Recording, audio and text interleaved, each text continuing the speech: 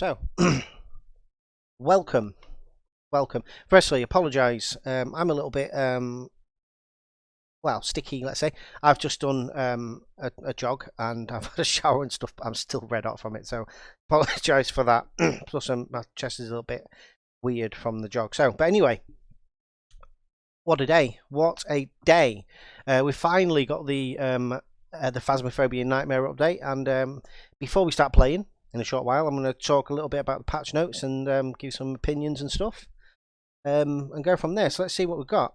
So according to this, we've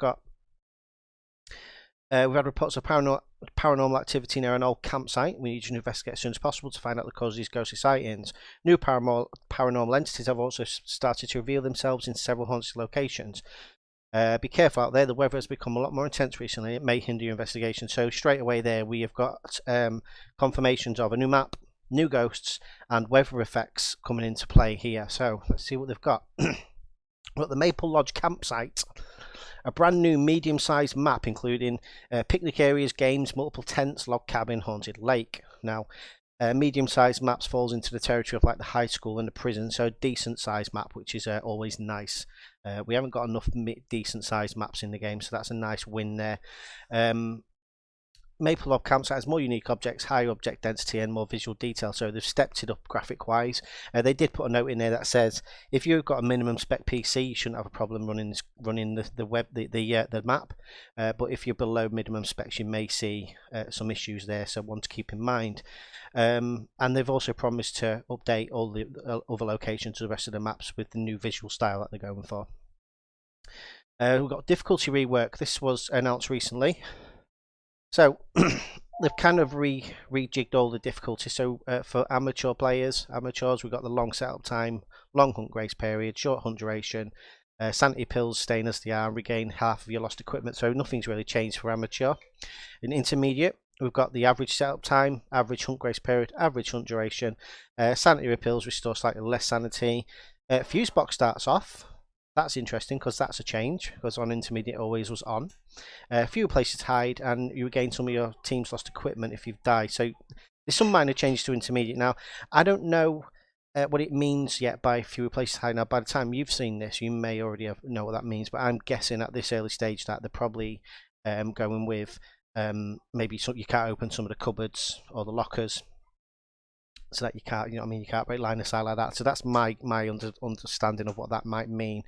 And then on professional, we've got something that I've been looking for and hoping for ever since Nightmare came out. I'm just glad they moved it to professional difficulty as well, and that's that the ghost can very rarely change its room. So yeah, the idea that the ghost room might change randomly, that's something that intrigues me quite a lot. No setup time as usual, short hunt grace period, long hunt duration, sanity pills restore little sanity, fuse box starts off, so and much fewer hiding places. So again, my interpretation of that is lockers and cupboards and closets and things maybe even less available in professional, but that ghost room changing randomly, I like the sound of that. And then for nightmare difficulty, we've got it's a new difficulty. Obviously, we've got ghosts will not reveal one type of evidence. Now, I don't know what that means. Again, you may, I don't, but the way that reads to me, it reads in one of two ways. It reads that it could be ghosts will not reveal one type of its evidence. So as you know, all ghosts have three types of evidence to identify them. Now, it means on nightmare difficulty, you may only have two evidence types, so you're gonna have to use a bit of behavioural there to try and figure out what the ghost is. Or it could mean that might be a typo, and that might actually should be now. So the ghost will now reveal one type of evidence, so you may be looking at even less evidence to go by. Again, I'm not sure, but it seems like it might more likely be you only get two types of evidence. We've got sometimes change its preferred room after moving, so the ghost room change will be more frequent, which is great. No setup time is normal. Short hunt grace period, normal. Kills extend the hunt's duration. Now that's new. Obviously before, a kill would end the hunt, but it seems to me on nightmare difficulty, kills will continue the hunt and extend them, which yeah, I'll be interested in that. Excuse me. Sorry, my chest is a bit wrecked because of the run. Sanity pills restore much less sanity, so practically worthless, I read that as. Fuse box starts off. almost no hiding places, so I'm guessing that practically all the lockers and closets and things in the map will be locked off. And paranormal interference has damaged some of your monitoring equipment. Now I read that as your average sanity checks and stuff like that in the van, your sound sensors, any kind of things that you use in the van may be cut off or not working correctly. It might mean something else. You probably know better than me by this time, but that's kind of how I see it. So you're kind of going in blind as with regards to like sanity and where the ghost is via movement sensors and sound sensors. So yeah, you kind of shot in the dark there. Love it. Love everything about it.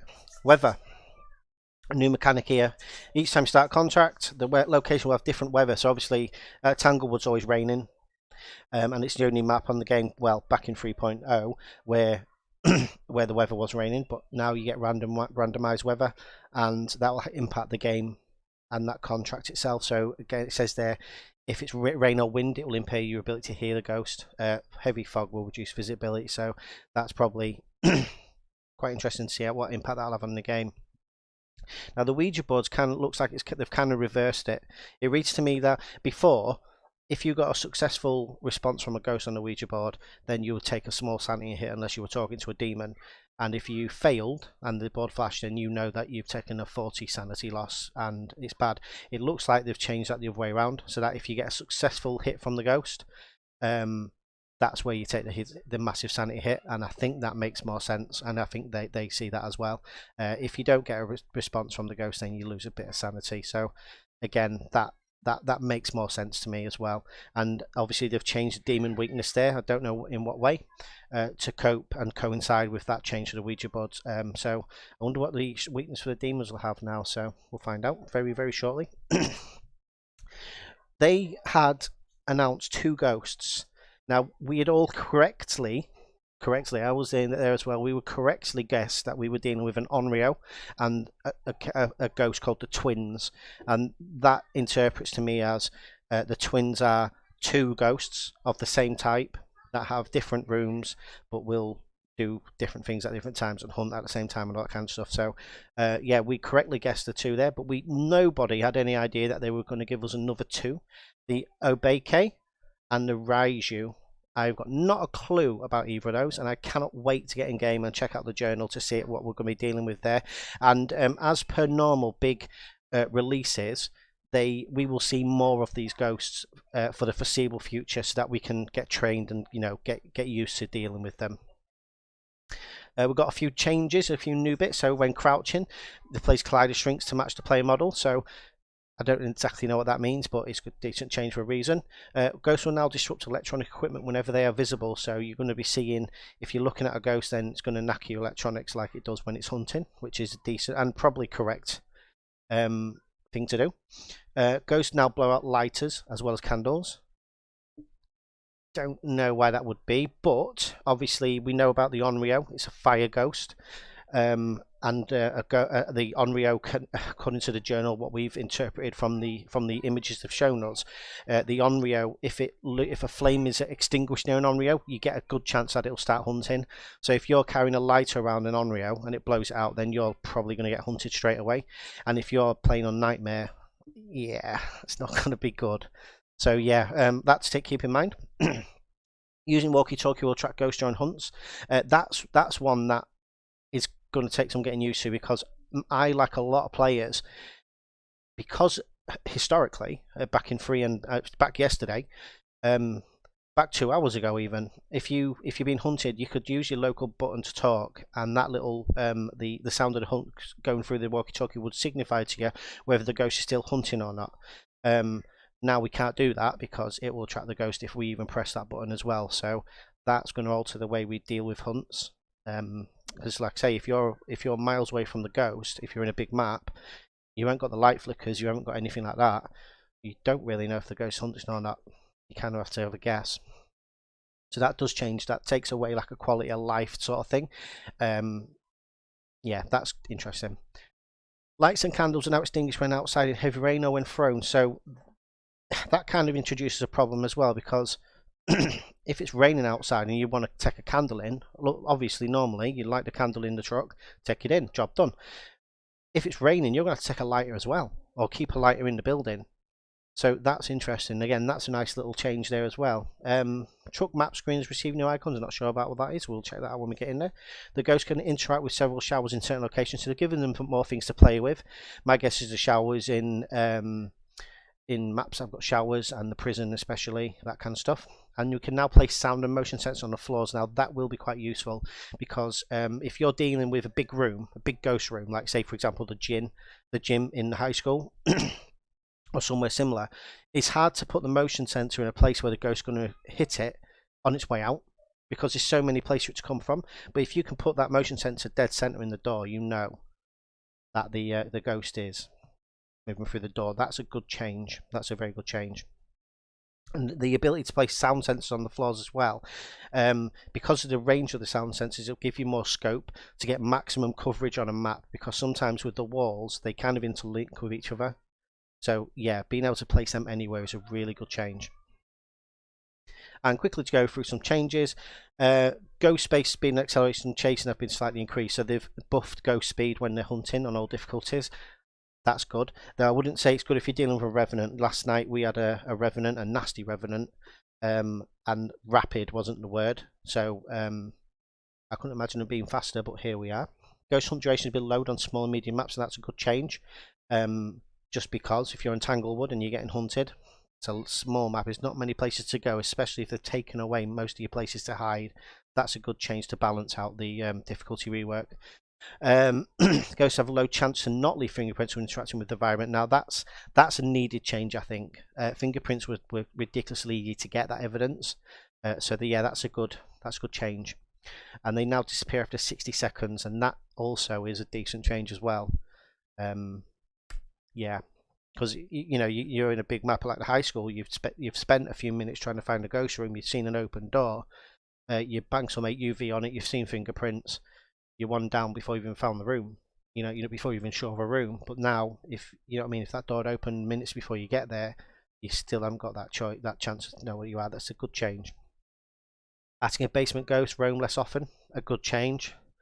We've had attic ghosts, especially Bleasdale attic, nasty ghosts, really difficult to deal with.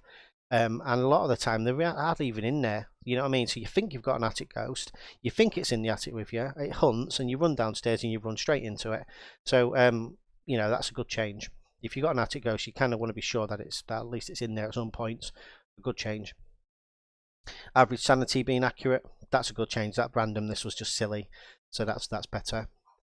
All contracts selectable on the map, that's a fantastic change. The randomized stuff, it didn't help, it was just in the way, because if you wanted to set a map you would just leave the lobby until you got what you wanted anyway. So that's another good change. There is nothing to stop me playing Asylum. If I want to play Asylum, I'll play Asylum. Sometimes I fancy Asylum, you know what I mean? Sometimes I fancy a massive map, sometimes I fancy a small map. I'll choose them when I need to. Map description has been replaced with a difficulty description, and default difficulty will be the last one you play. Now that's really good if you play you play entirely professional like we do. Having to mess around with difficulty is a bit of an annoyance, so that's a good change. And the description, it tells you things like how many rooms you've got, how many keys and all that kind of stuff, so useful information there. You can get like a description of the map size by the amount of rooms now, rather than the fact that a house is generally considered a small room, because the difference between Tanglewood and Bleasdale, they're night and day, but they're still both considered small maps. So this way you kind of get a feeling for if a map is medium or etc etc. Bone can be a random bone from the body, and now new visuals. Looking forward to seeing what that is. Ghost footsteps can now only be heard when the ghost is moving. That's a really good one. Changing screen resolution during now offers confirmation. That's okay. Freezing temperatures evidence has been changed to account for new weather, requiring a lower reading on the thermometer. So thermometer temperatures, obviously before you had the 3-degree leeway, so you know if you had temperatures below 3 degrees that you've got freezing temperatures before you've seen freezing breath. That's kind of gone away now because of the weather system they've put in, meaning that you'll be looking for lower. So less than 3 doesn't necessarily mean freezing temperatures, and that's a good change. Fuse box on and off indicates when split into two different lights. Yeah, visual change. Ghost sounds will now fade out instead of abruptly stopping. Sounds interesting, will definitely up the atmosphere. Ghost handprints and footprints have received new textures. All good. Lights will turn off when swapped into inventory. Yep, should do. Codes can now blow out candles when the lights are turned on. Again, if you're dealing with Onryo, you don't want fire in that building at all, as far as I'm concerned. And if you can't break the game by having lights on around an Onryo, that's not right. So that's good. Good change. Good change for the Onryo. Rest of the rooms have renamed on Edgefield, Bleasdale, Grafton. Don't know what they are. Don't know what they've changed to.